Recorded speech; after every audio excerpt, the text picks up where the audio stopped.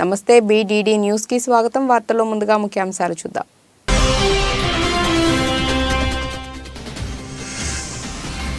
Balochistan province లోని జైష్ ఉల్ అదిల్ ఉగ్ర సంస్థ స్థావరాలను ధ్వంసం చేసిన ఇరాన్. 2 చిన్నారులు మృతి చెందారని, మరో 3 బాలికలు తీవ్రంగా గాయపడ్డారన్న పాక్.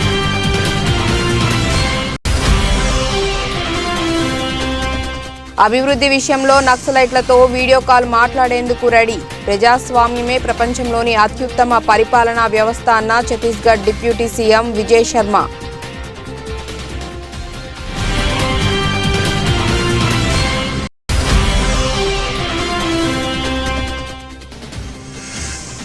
ఘనంగా మొదలైన ఆలంగనల్లూరు జల్లికట్టు ఉత్సవాలు. జల్లికట్టు ఉత్సవాలను చూసేందుకు దేశ విదేశాల నుంచి భారీగా తరలివస్తున్న జనం.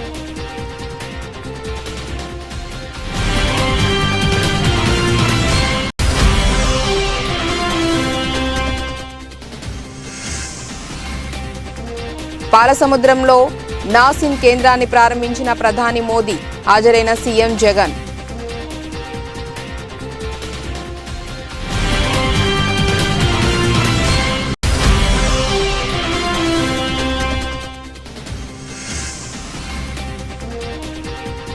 భద్రాచలం వెళ్లినట్లే అయోధ్య రామ మందిరానికి కూడా వెళ్తా. 2 ఆలయాల మధ్య తేడా లేదన్న సీఎం రేవంత్ రెడ్డి.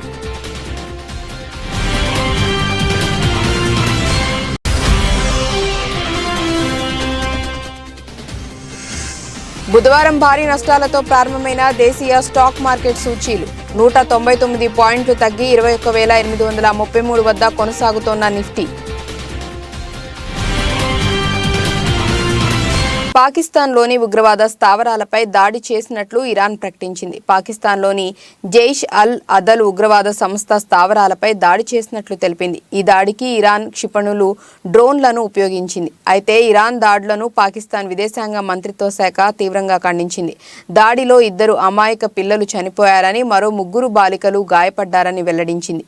ఇది పాకిస్తాన్ సార్వభౌమాధికారాన్ని ఉల్లంఘించటమేనని, ఈ దాడి తీవ్ర పరిణామాలకు దారితీస్తుందని హెచ్చరించింది.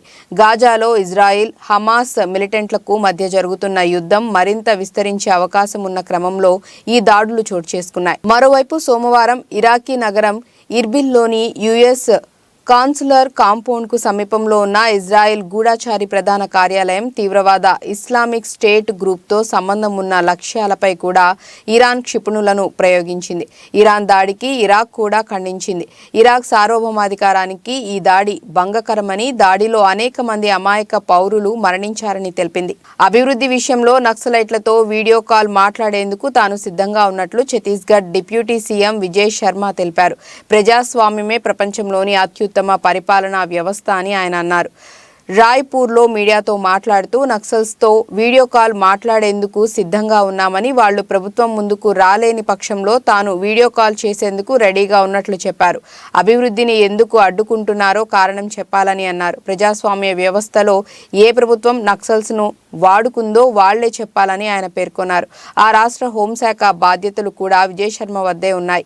నక్సల్స్ గురించి ప్రశ్న వేసిన సమయంలో ఆయన మాట్లాడుతూ రోడ్లు, బ్రిడ్జిల నిర్మాణాన్ని నక్సల్స్ వ్యతిరేకిస్తున్నారంటున్నారు. కానీ ఇటీవల రోడ్లు కావాలంటూ వాళ్లు కరపత్రాలను జారవిడిచారని గుర్తు చేశారు.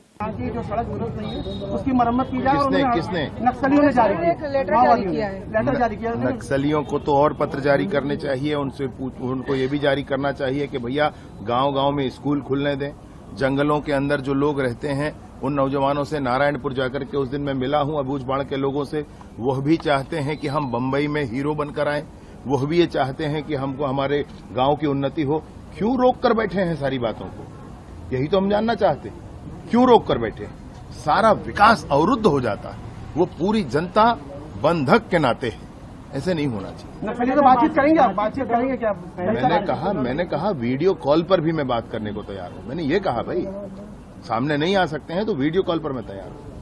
मसला ये है, कारण तो बताएं. मैं नहीं, आप बात कर लीजिए. मैं आपसे कहता हूं आप बात कर लीजिए. पूछिए तो कारण क्या है विकास को अवरुद्ध करने का? कौन सी ऐसी सरकार है जो शोषित करती है लोगों को? बताएं कोई.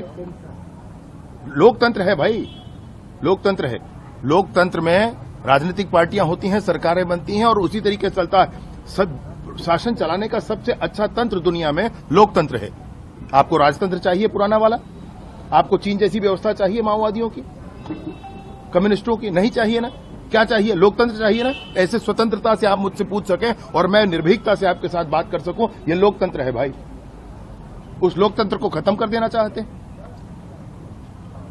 माननीय अटल बिहारी वाजपेयी जी ने सदन में कहा है कि सरकारें आएंगी जाएंगी, पार्टियां बनेंगी बिगड़ेंगी, देश का लोकतंत्र अमर रहना चाहिए। बहुत बहुत అయోధ్యలో ఈ నెల 22న శ్రీరాముడి ప్రాణ ప్రతిష్ఠ జరగనుంది.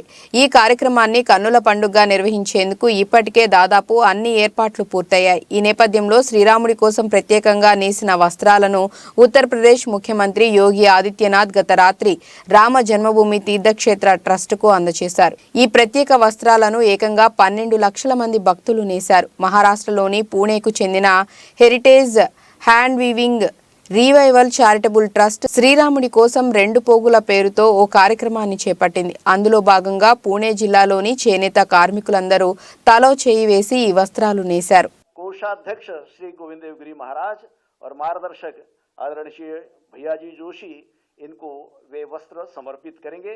हम लोग जोरदार तालियों की गूंज से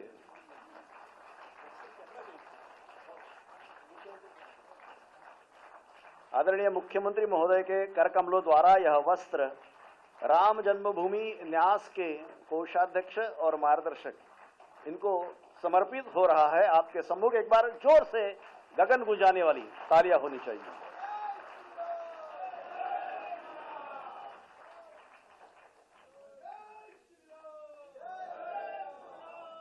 आदरणीय मुख्यमंत्री महोदय की निश्रा में ही यह सारा कार्यक्रम ప్రపంచ ప్రఖ్యాతి చెందిన ఆలంగనల్లూరు జల్లికట్టు ఉత్సవాలు బుధవారం ఉదయం ఘనంగా ప్రారంభమయ్యాయి. ప్రతి ఏడాది సంక్రాంతి పండుగ సందర్భంగా కనుమ మరుసటి రోజు మదురై సమీపంలోని ఆలంగనల్లూరులో ఈ ఉత్సవాలు నిర్వహిస్తారు.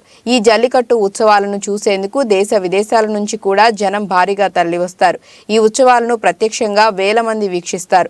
ఎద్దులను బరిలోకి వదిలి వాటిని లొంగ తీసుకోవటం అనేది ఈ క్రీడలోని ప్రధానమైన అంశం.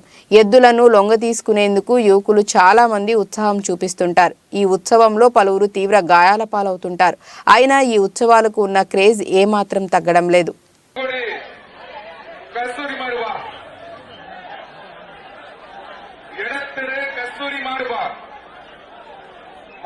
விளையாட்டுத்துறை அமைச்சர்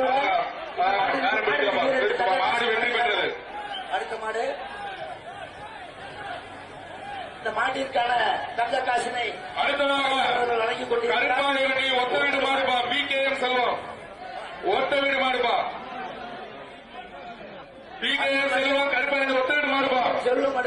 மாடுபிடி உரிமையாளருக்கு மாண்புமிகு அமைச்சர் அவர்கள் தங்க காசினை பரிசாக வழங்குகிறார். மாட்டு உரிமையாளர் தங்க காசு வாங்கிக்கங்க.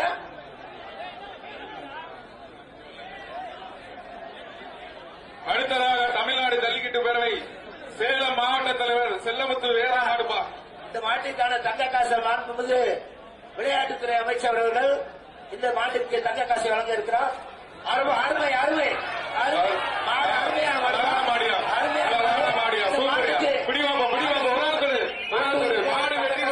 ప్రధాని నరేంద్ర మోదీ శ్రీ సత్యసాయి జిల్లాలో పర్యటించారు. జిల్లాలోని పాలసముద్రంలో స్థాపించిన national academy of customs, indirect taxes and narcotics ను ప్రారంభించారు. రిమోట్ బటన్ నొక్కి నాసిన్ను జాతికి అంకితం చేశారు. ఈ ప్రారంభోత్సవ కార్యక్రమంలో కేంద్ర ఆర్థిక మంత్రి Nirmala Sitharaman, AP governor Abdul Nazeer, CM Jagan కూడా పాల్గొన్నారు. ఈ సందర్భంగా ప్రధాని మోదీ ప్రసంగిస్తూ చారిత్రక ప్రదేశంలో నాసిన్ను ఏర్పాటు చేయటం హర్షణీయమని పేర్కొన్నారు. ఒక గొప్ప సంస్థను ప్రారంభించటం పట్ల ఆనందంగా ఉందని తెలిపారు. గతంలో పన్నుల విధానం గందరగోళంగా ఉండేదని, జీఎస్టీ తీసుకొచ్చి పన్నుల విధానాన్ని సరళీకృతం చేశామని అన్నారు. ప్రజలు చెల్లించే పన్నులు తిరిగి ప్రజల సంక్షేమానికే వినియోగించాలని, ఇదే రామరాజ్య సందేశమని మోదీ పేర్కొన్నారు. రామరాజ్య భావన నిజమైన భావన అని మహాత్మా గాంధీ చెప్పారని వెల్లడించారు. కాగా అయోధ్యలో శ్రీరామ విగ్రహ ప్రాణ ప్రతిష్ఠ కోసం 11 రోజుల అనుష్ఠానం చేస్తున్నారని తెలిపారు.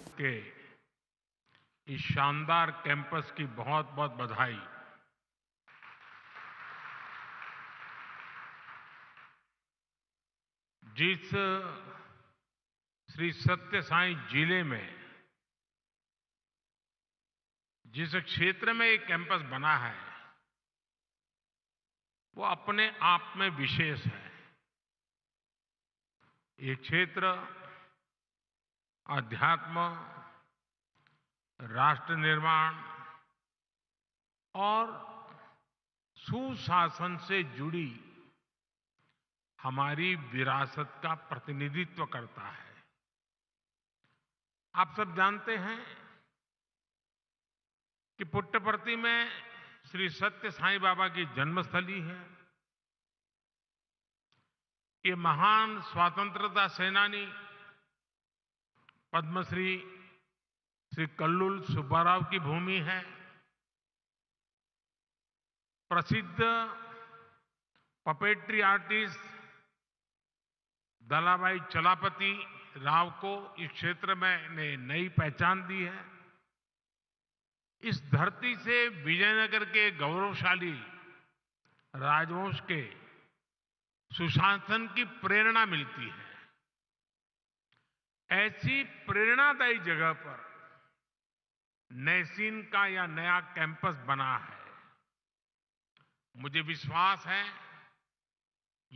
Indian navy chief admiral R Harikumar బుధవారం మహారాష్ట్రలోని పూణేలోని లోనావాలాలో ఐఎన్ఎస్ శివాజీ వద్ద ట్రాన్స్ క్రిటికల్ CO2 ఎయిర్ కండిషనింగ్ ప్లాంట్ను ప్రారంభించారు. ప్లాంట్ ప్రారంభోత్సవంపై నేవీ చీఫ్ మాట్లాడుతూ ఈ trans critical CO2 air conditioning plant ప్రారంభోత్సవంలో ఈ రోజు ఇక్కడకు రావటం సంతోషంగా ఉందని అన్నారు.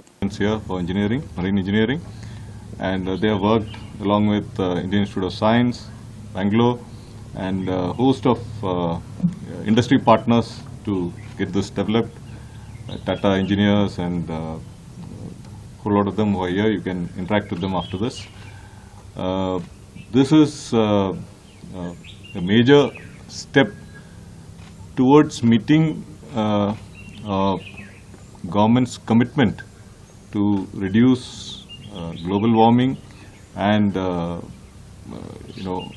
the emission of gases which are harmful to the environment.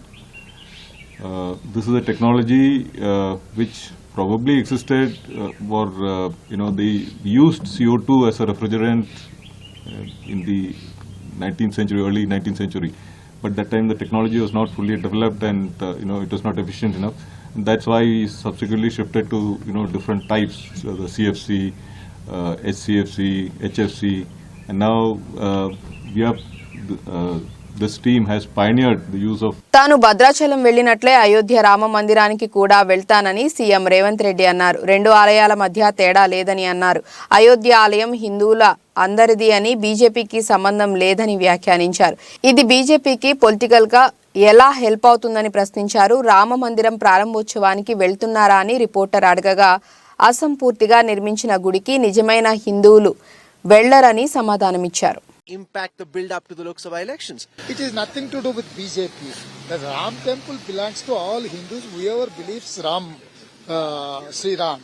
So how come it is going to help BJP for politics? If they are claiming they are going to get some benefit from the Ram temple, they are playing simple religion politics. How come they are going to play religion politics? Do you think it would have been a good idea for Congress leaders also to go to the Ram temple inauguration? Whoever believes, whoever want to visit, this is not first day or this is not the last day. So years together we have been there. Future also we are going to there. No, on the issue of going for the inauguration of the Pan Pratishtha, do you think it would have been good if, would you have liked to go?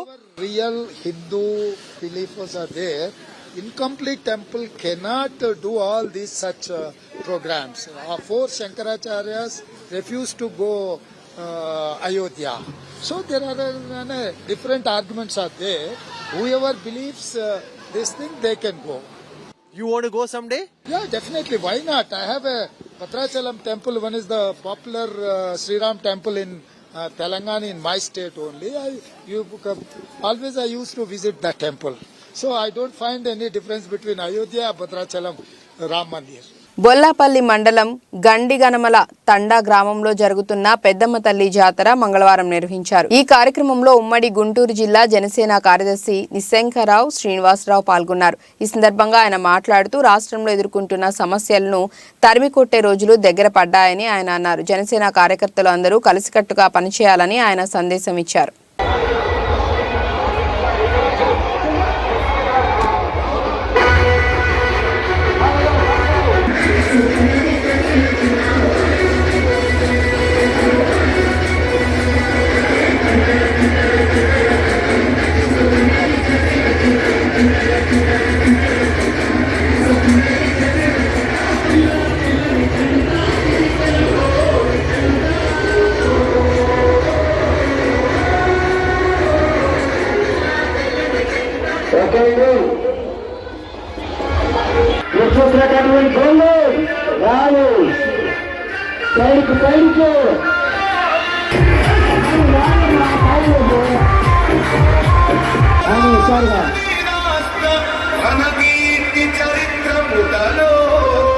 This song is by DJ Mahesh Media.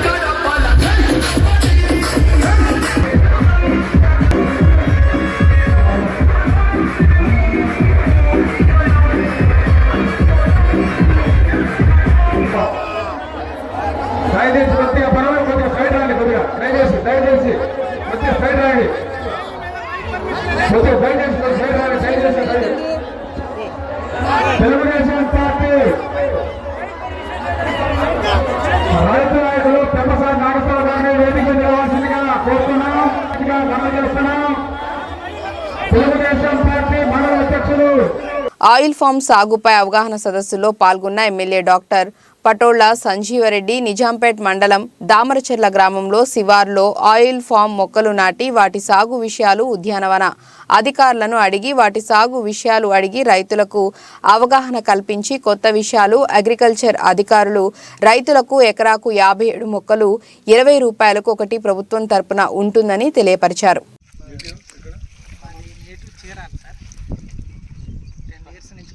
ముందు వేసే వాళ్ళకి ఇది కొత్త పంట అనే అనుమానం ఉన్నా మీరు బయట అగ్రికల్చర్తో పాటు మా డిపార్ట్మెంట్తో పాటు మా కంపెనీ వాళ్ళు కూడా వచ్చి సాయిల్ శాంపుల్ తీసుకుంటాం. వాటర్ శాంపుల్ కూడా తీసుకొని టెస్టింగ్ చేశాక సూటబుల్ అవుద్ది. కాకపోతే రైతు సాటిస్ఫాక్షన్ కోసం ఖచ్చితంగా మేము చేసి రిజల్ట్ ఇస్తాం. ఒక 10 డేస్లో మా రిపోర్ట్ ఇస్తాం సార్. ఇది ఏ నేలలో అయినా సాగవద్ది, కాకపోతే నీరు పుష్కలంగా ఉండాలి. 2 ఇంచులు బోర్ వస్తే 5 ఎకరాలకి డ్రిప్ ద్వారా ఆయిల్ పామ్ సాగు చేసుకోవచ్చు.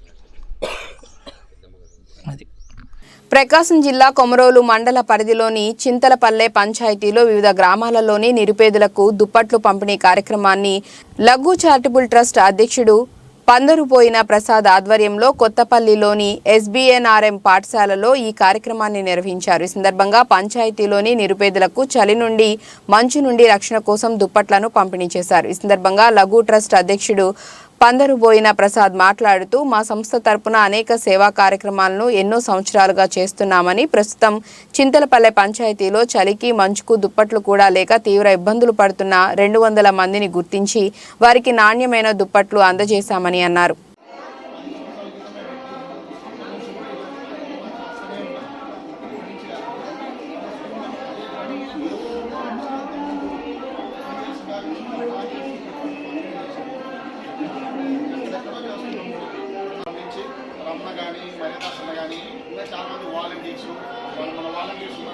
వాళ్ళందరూ కూడా మీ పేరు రాసి ఇచ్చారు, పలానా వాళ్ళకి ఇవ్వచ్చా అని. సరే అమ్మా వాళ్ళ లిస్ట్ అంతా పట్టుకురండి అని చెప్పి హనుమంతరాన్ని కల్పించిన ఫ్రెండ్ నాగూరు అనమాట. ఈయన కూడా 4 రోజుల నుంచి ఎవరైతే ఉన్నారో వాళ్ళందరూ కలెక్ట్ చేస్తూ ఉన్నాడు. సో అందరూ ఒక మంచి పని చేయడానికి ఇంతమంది సహకరిస్తారనేది నాకు నిజంగా చాలా హ్యాపీ ఇస్తుంది. ఇంతవరకు అయితే నేను హ్యాపీ. తర్వాత అయితే ముందు కూడా ఇంకా ఏమైనా కార్యక్రమాలు అయితే ఖచ్చితంగా చేయగలుగుతాము. నేను ఒక్కనే అయితే చేయలేను, నాతో పాటు కొంతమంది పిల్లలు ఉన్నారు. అందరూ కలిసి అందరి సహకారంతో కొంతమందికి ఏదైనా కొంత చేయాలనేది నా ఉద్దేశం. ఎప్పుడైనా సరే సారు మాత్రం నాకు ఎప్పటి నుంచో ఆయన నేర్పిన బుద్ధులు, ఆయన నేర్పిన నడవడిక అవన్నీ నాకు ఇక్కడే ఉంటాయి. ఇక్కడే ఎన్నో విన్యాసాలు ఉన్నాయి. ఈ బండల మీద కూర్చున్నాము, బెంచులు లేవు, కాళ్ళకు చెప్పులు లేకుండా కూడా ఈ స్కూల్కి వచ్చాను. 10 తక్కువ చెప్పులు దొరుకుతున్నాను నేను. అంటే అనేక చెప్పు కూడా బాగోదు. అట్లా వచ్చిన కాబట్టి మనకు విలువ తెలుస్తుంది. విలువ అట్లా కలిగిన మనిషి ఎవడైతే ఉంటుందో వానికి ఆలోచన ఎక్కువైతుంది. ఆదిలాబాద్ బీఆర్ఎస్ జిల్లా అధ్యక్షుడు మాజీ మంత్రి జోగు రామన్న కాంగ్రెస్ పార్టీ నాయకత్వంపై చేసిన ఆరోపణలు హాస్యాస్పదంగా ఉన్నాయని జిల్లా Congress party working president Sridhar అన్నారు.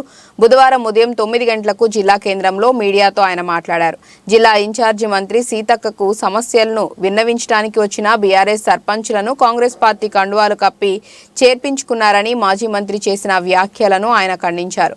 మాజీ మంత్రి జోగు రామన్నపై నమ్మకం లేకనే బారాసా కార్యకర్తలు నాయకులు కాంగ్రెస్ పార్టీలో చేరుతున్నారని పేర్కొన్నారు. చేసినటువంటి ఆరోపణలు ఆశాస్పదంగా ఉన్నాయి.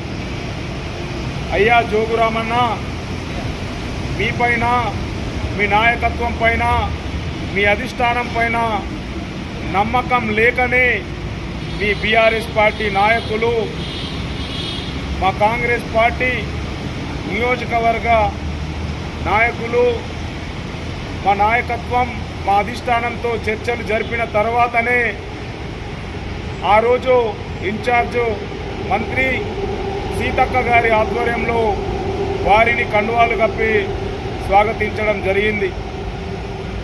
అయ్యా జోగురామన్న, ఈరోజు మీరు సమస్యలు చెప్పడానికి వెళ్తే వారికి కాంగ్రెస్ పార్టీ కండువాలు కప్పారని చెప్పేసి మీరు మాట్లాడడం విడ్డూరంగా ఉంది, హాస్యాస్పదంగా ఉంది.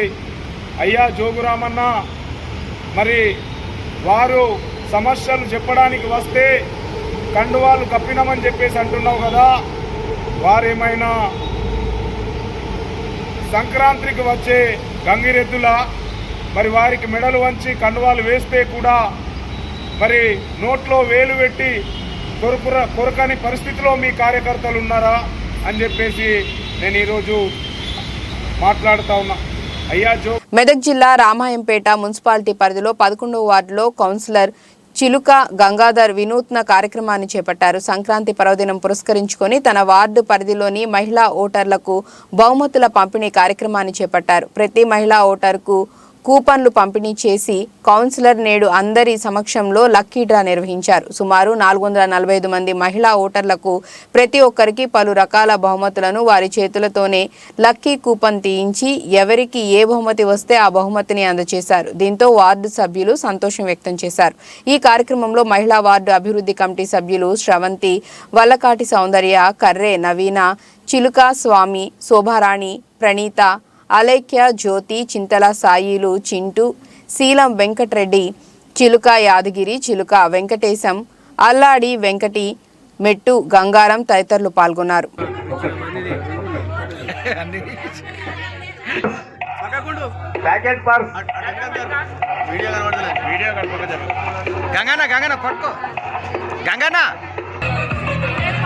కుట్టు మిషన్ మీ ఇంటికి తీసుకొచ్చి నేను అప్పచెప్పాను. కమిటీ సభ్యులకు ఈరోజు మరి దోమకొండ నరసింహులు గారు మరి మంచి మనసుతోని ఒక్కొక్కరికి ఒక్కొక్క గ్రామ్ బంగారు ఉంగరము ప్రదానం చేయడం జరిగింది. మరి దాతగా వాళ్ళు సహకరించినందుకు నా తరపున మరి మా కమిటీ సభ్యుల తరపున మరి దోమకొండ నరసింహులు గారికి కృతజ్ఞతలు తెలియజేస్తూ ధన్యవాదాలు తెలియజేస్తున్నా. మరి వాళ్ళందరూ మా కమిటీ సభ్యులను మరి దాతలు ఇలా ముందుకొచ్చి సహకరిస్తున్నందుకు వాళ్ళకు కూడా మరి రామాయంపేట పట్టణంలోని 11వ వార్డు పరిధిలో ప్రజలకు సేవ చేయాలనే ఒక సంకల్పంతో వాళ్ళు మంచి పట్టుదలతో ఇంకా ముందుకొచ్చి మరి మీకు సేవ చేయగలుగుతారు. దాతలు మరి పెద్ద మనసుతో నాకు సహకరిస్తున్నందుకు వాళ్ళందరికీ నేను నా కమిటీ సభ్యుల తరపున మరి ప్రత్యేకంగా ధన్యవాదాలు తెలియజేయచ్చు. మరి దోమకొండ నరసింహులు గారు మంచి మనసుతోని సహకరించినందుకు వాళ్ళ కుటుంబ సభ్యులకు మరి ప్రత్యేకంగా ధన్యవాదాలు తెలియజేయుచున్నా. మరి 11వ వార్డులోని మొత్తం మహిళలు 445 మంది మహిళలు ఓటు హక్కు కలిగిన వారు మరి వెళ్ళారు. మరి పాత ఓటర్ లిస్టు ప్రకారంగా 400. ఓబులవారిపల్లె మండలం మంగంపేట కాపుపల్లికి చెందిన Guntakal railway board member Tallem Bharat Kumar Reddy ఆధ్వర్యంలో కనుమ పండుగ రోజు పేద మహిళలకు చీరలు పంపిణీ చేశారు. మంగళవారం మంగపేట చుట్టుప్రక్కల గ్రామాల నుంచి వచ్చిన వందలాది మంది ప్రజలకు పంపిణీ చేశారు. ఈ కార్యక్రమంలో పోలి కృష్ణారెడ్డి, గజ్జల శ్రీనివాసులు రెడ్డి, తల్లెం వెంకట సుబ్బారెడ్డి, తల్లెం రామచంద్రారెడ్డి, ఈశ్వర్ రెడ్డి పాల్గొన్నారు.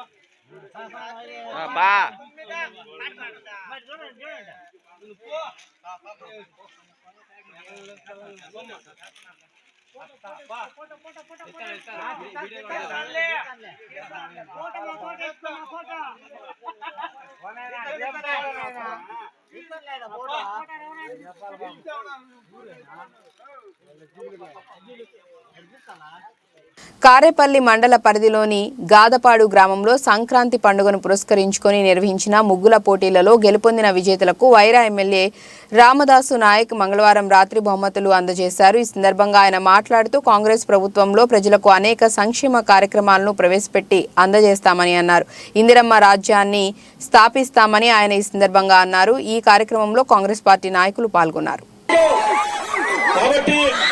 తప్పకుండా మీరు దరఖాస్తులు చేసుకున్నారు.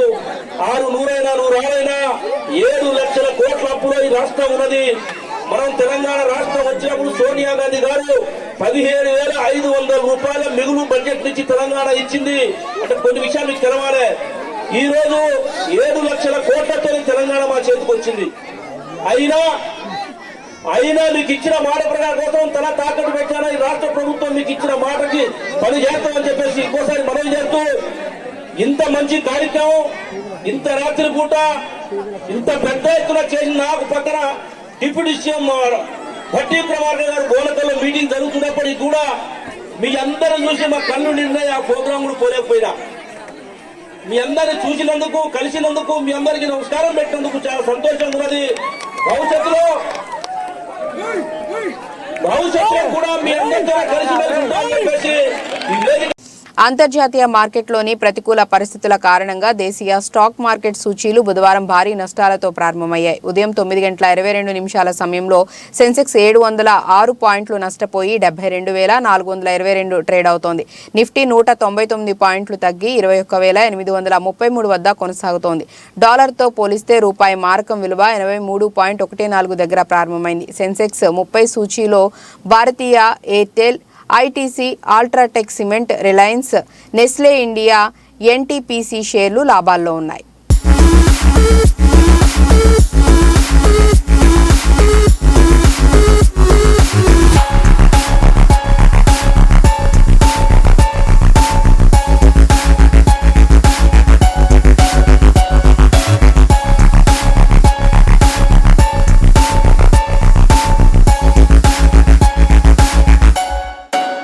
వార్తలు ముగించే ముందు ముఖ్యాంశాలు మరోసారి.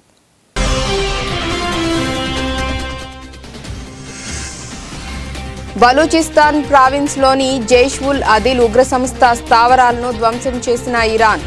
2 చిన్నారులు మృతి చెందారని, మరో 3 బాలికలు తీవ్రంగా గాయపడ్డారన్న పాక్.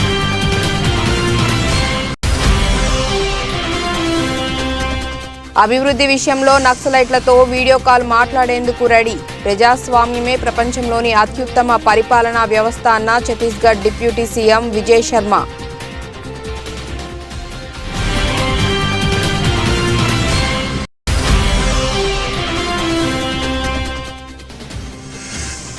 ఘనంగా మొదలైన ఆలంగనల్లూరు జల్లికట్టు ఉత్సవాలు. జల్లికట్టు ఉత్సవాలను చూసేందుకు దేశ విదేశాల నుంచి భారీగా తరలివస్తున్న జనం.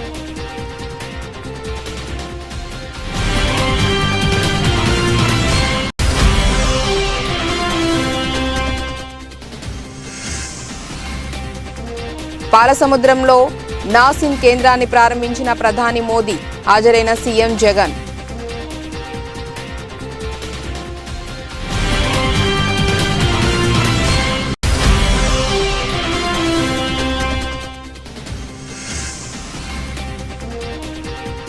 భద్రాచలం వెళ్లినట్లే అయోధ్య రామ మందిరానికి కూడా వెళ్తా.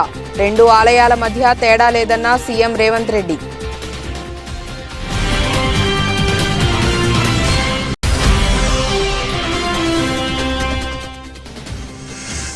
బుధవారం భారీ నష్టాలతో ప్రారంభమైన దేశీయ స్టాక్ మార్కెట్ సూచీలు 199 పాయింట్లు తగ్గి 21,833 వద్ద కొనసాగుతోన్న నిఫ్టీ.